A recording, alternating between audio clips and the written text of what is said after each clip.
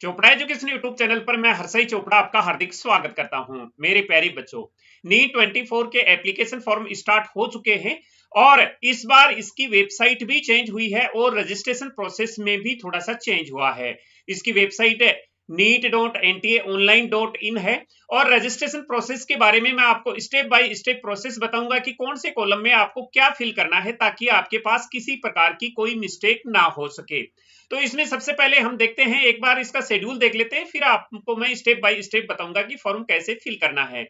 तो सबसे पहले इंपॉर्टेंट डेट्स देख लेते हैं। तो 9 मार्च 24 इसकी लास्ट डेट है एप्लीकेशन फॉर्म फिल करने की, शाम 5 बजे तक। पेमेंट कर सकते हैं आप 9 मार्च 24 को रात 11:50 तक। उसके बाद में जो फीस रखी गई है जनरल और एनआरआई कैटेगरी के लिए 1700 रुपीज है, ईडब्ल्यूएस ओबीसी के लिए 1600 रुपीज है, एससी एसटी पीडब्ल्यूडी और थर्ड जेंडर के लिए 1000 रुपीज रखी गई है। एग्जाम डेट आपको जैसा कि पता है 5 मई 24 को रखी गई है। 200 मिनट्स का पेपर होगा और 2 बजे से लेके 5:20 तक दोपहर तक ये पेपर रहेगा। 14 जून 24 को रिजल्ट आ जाएगा। ये इसका शेड्यूल है। अब मैं आपको बताता हूं कि इसका रजिस्ट्रेशन कैसे करना है। तो इसका रजिस्ट्रेशन आपको 3 स्टेप्स में करना है। सबसे पहले अप्लाई फॉर ऑनलाइन रजिस्ट्रेशन का स्टेप कंप्लीट करना है, फिल ऑनलाइन एप्लीकेशन फॉर्म करना है और सबमिट डॉक्यूमेंट्स करना है। उसके बाद में फीस पेड करके सबमिट कर देना है तो आपका फॉर्म कंप्लीट हो जाएगा। अब सबसे पहले हम इसमें स्टेप ये क्लियर करेंगे अप्लाई फॉर ऑनलाइन रजिस्ट्रेशन का।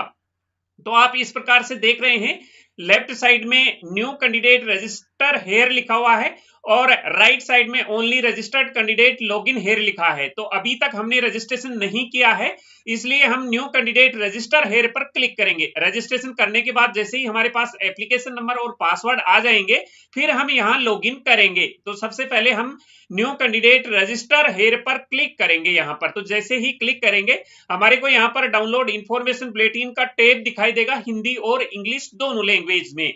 हम इसको एक बार पढ़ लेंगे। वैसे मैं साथ साथ आपको इसको बताता जाता हूं, इसलिए आपको यहां पता चल जाएगा कि कौन से कॉलम में क्या फिल करना है। मैं साथ साथ बताता जाऊंगा। यहां पर फीस दे रखी है जो मैंने आपको ऑलरेडी बता दी है और इसमें अप्लाई ऑनलाइन के लिए स्टेप्स वगैरह दे रखे हैं। पासवर्ड आपको कैसे क्रिएट करना है, पासवर्ड चेंज कैसे करना है, उसके बारे में ये सारा सब कुछ समझाया गया है। साथ साथ मैं भी आपको इसके बारे में बता दूंगा क्योंकि ये इंफॉर्मेशन बुलेटिन मैंने पूरा रीड कर लिया है। अब इसमें I have download information bulletin के चेक बॉक्स पर यहां हम चेक करेंगे, क्लिक हेयर टू प्रोसीड पर यहां क्लिक करेंगे। तो जैसे ही क्लिक करेंगे इस प्रकार का इंटरफेस आएगा। यहां स्टेप है login and identification for online submission of application form. यहां लॉगिन करने के लिए हमें कौन सा ऑप्शन रखना है और हमें आईडी क्या रखनी है उसका यहां पर हमें डिटेल्स देना है। तो यहां पर ये 6-7 डिटेल्स हैं, ये डिटेल्स हमको यहां पर देनी है। सबसे पहले I have Aadhaar card and wish to create my login using Aadhaar number. आपके पास अगर आधार कार्ड है तो वो भी आप लॉगिन के लिए यूज कर सकते हैं और आइडेंटिटी के लिए यूज कर सकते हैं। लेकिन यहां पर आपको ध्यान रहे कि आपके आधार कार्ड में आपका नाम, फादर नेम और डेट ऑफ बर्थ आपकी 10th के मार्कशीट के अकॉर्डिंग है। अगर ये ऐसा सही है तो आप फर्स्ट वाला ऑप्शन यहां अवेल कर सकते हैं। तो यहां फर्स्ट वाले ऑप्शन पर क्लिक करेंगे, यहां नीचे आपको आधार नंबर देने हैं और फिर जनरेट ओटीपी पर क्लिक करना है। तो जो आधार में आपका मोबाइल नंबर रजिस्टर्ड है उस पर ओटीपी आएगा, यहां आपको ओटीपी ड्रॉप करना है और सबमिट पर आगे क्लिक करना है। तो ये तो हो गया उस कंडीशन में जब आपके पास में आधार कार्ड है और उस आधार कार्ड की डिटेल आपकी 10th के मार्कशीट के अकॉर्डिंग है।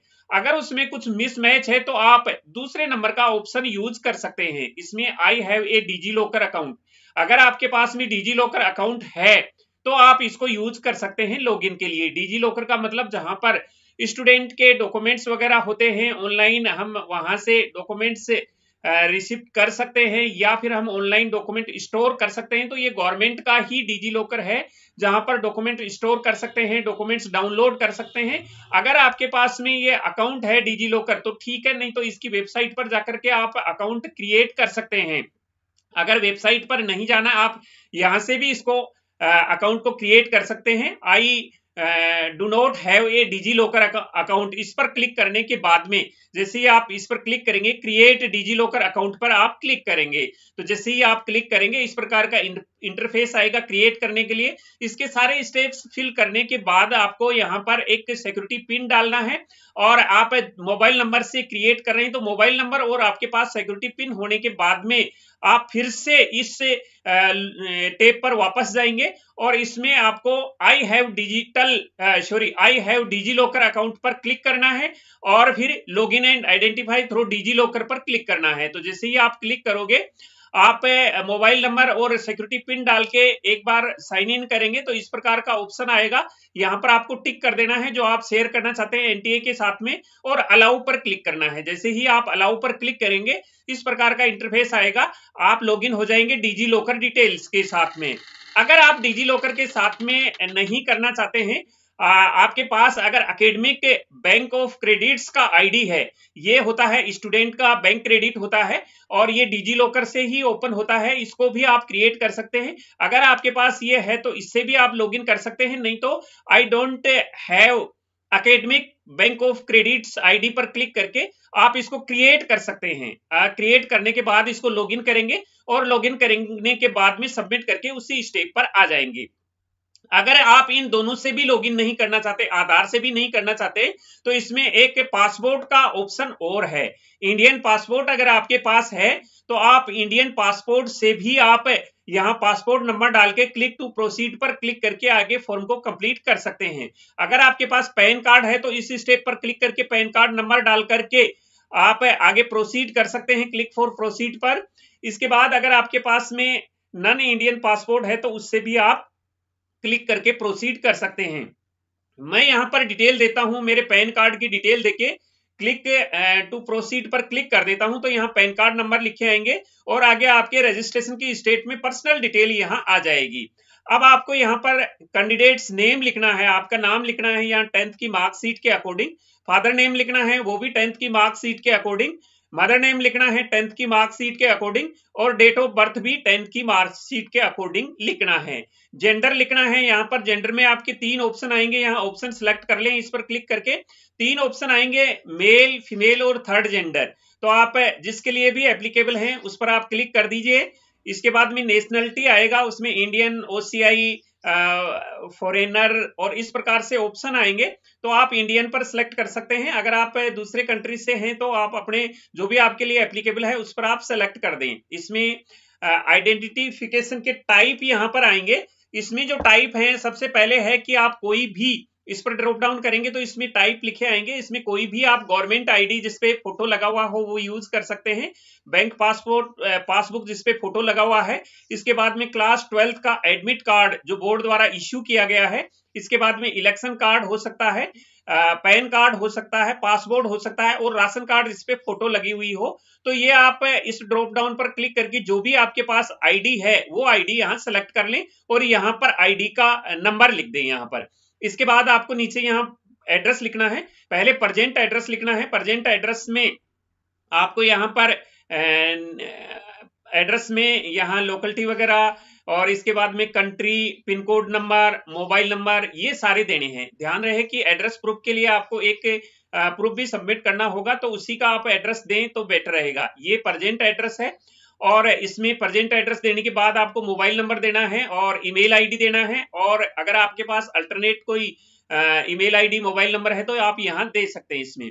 इसके बाद में आगे नीचे आपको परमानेंट एड्रेस फिल करना है। अगर आपका सेम है प्रेजेंट एड्रेस और परमानेंट एड्रेस, तो इस पर यहाँ पर आपको चेक करना है, सेम एज प्रेजेंट एड्रेस पर चेक बॉक्स पर चेक कर देना है। चेक करने के बाद में आपको यहाँ सिक्योरिटी पिन फिल करना है, और यहाँ पर एक पासवर्ड चूज करना है। पासवर्ड चूज के लिए आपको एक कैपिटल लेटर देना है, एक स्मॉल लेटर देना है, एक स्पेशल कैरेक्टर देना है। जैसे कि मेरा नाम हर्षाई चोपड़ा है तो मैं ऐसा यूज कर सकता हूँ, चोपड़ा मेरा सब टाइटल यूज कर सकता हूँ, उसमें सी कैपिटल कर सकता हूँ, बाकी स्मॉल कर सकता हूँ, यूज कर सकता हूँ @ और फिर 2024, इस प्रकार से पासवर्ड क्रिएट कर सकता हूँ, जिसमें एक ब्लॉक लेटर, एक कैपिटल लेटर, एक स्मॉल लेटर और स्पेशल साइन, और ये अपना न्यूमेरिक वैल्यू आ जाती हैं उसमें। इस प्रकार से ये पासवर्ड आपको कंफर्म पासवर्ड क्लिक करना है। फिर सिक्योरिटी क्वेश्चन में आपका स्कूल का नाम या फिर आपका नेबर्स नेम वगैरह ये आप इसमें डाल के आंसर इसका यहाँ डाल सकते हैं। इसके बाद सिक्योरिटी पिन में सिक्योरिटी पिन डाल करके सबमिट पर आप क्लिक करेंगे। तो जैसे ही सबमिट पर क्लिक करेंगे, जो आपने इंफॉर्मेशन दी है वो यहाँ शो होगी। कैंडिडेट नेम, फादर नेम, पहचान, टाइप, जेंडर, जन्म तिथि, इसके बाद में फादर नेम, आईडी नंबर, इसके बाद जो आपने प्रेजेंट एड्रेस दिया है, परमानेंट एड्रेस दिया है, ये सारी डिटेल्स यहाँ आ जाती हैं। ये आप एक बार पूरा चेक कर लेना है अच्छी तरह। अगर इसमें कोई मिस्टेक है तो एडिट रजिस्ट्रेशन फॉर्म पर क्लिक करना है यहाँ पर, और इन सबको चेक करना है कि ये मैंने सारे चेक कर लिए, इन पे टिक का निशान लगा देना है। और इसके बाद आई एग्री पर क्लिक करके सब कुछ सही है तो सबमिट एंड ओटीपी पर क्लिक करना है। अगर इसमें कोई मिस्टेक है तो एडिट पर क्लिक करना है और फिर सेम प्रोसीजर करके सबमिट एंड सेंड ओटीपी पर क्लिक करना है। तो आपसे पूछा जाएगा कि इसको सब ओटीपी भेजें क्या, तो यस पर क्लिक करना है।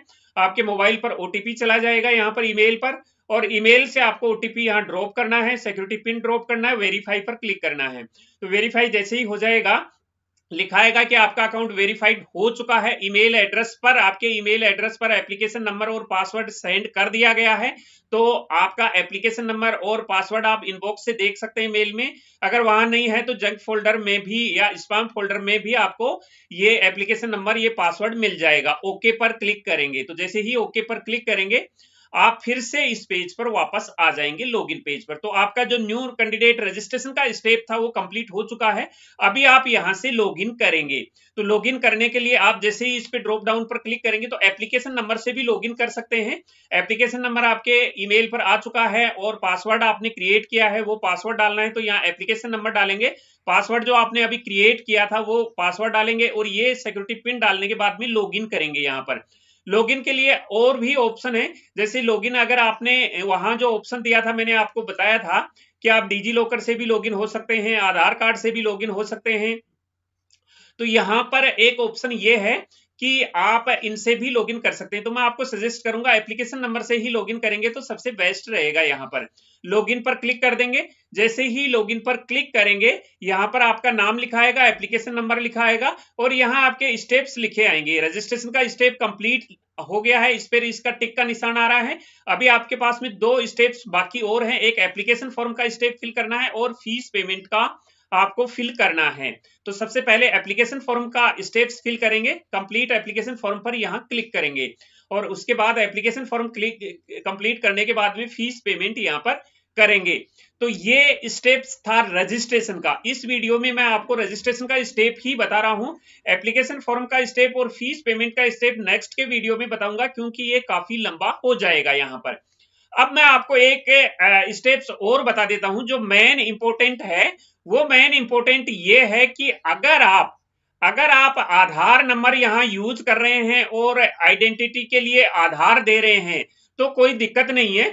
और अगर आप आधार नहीं दे रहे हैं या आईडी के लिए बाकी सारे यूज कर रहे हैं तो आपको एग्जाम से पहले एग्जाम सेंटर पर 1 आवर्स पहले पहुंचने की आवश्यकता है।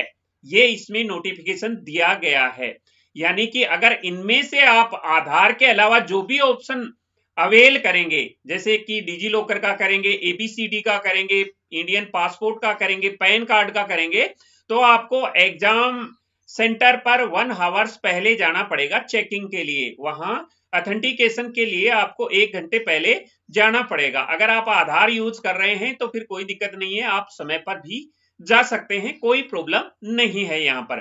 तो ये एक इंपॉर्टेंट स्टेप्स था आपके लिए। तो मैंने रजिस्ट्रेशन का स्टेप कंप्लीट बता दिया है आपको, इसमें आपको मिस्टेक नहीं करनी है। जिस प्रकार से मैंने आपको बताया उसी प्रकार से आप रजिस्ट्रेशन का स्टेप कंप्लीट कर सकते हैं।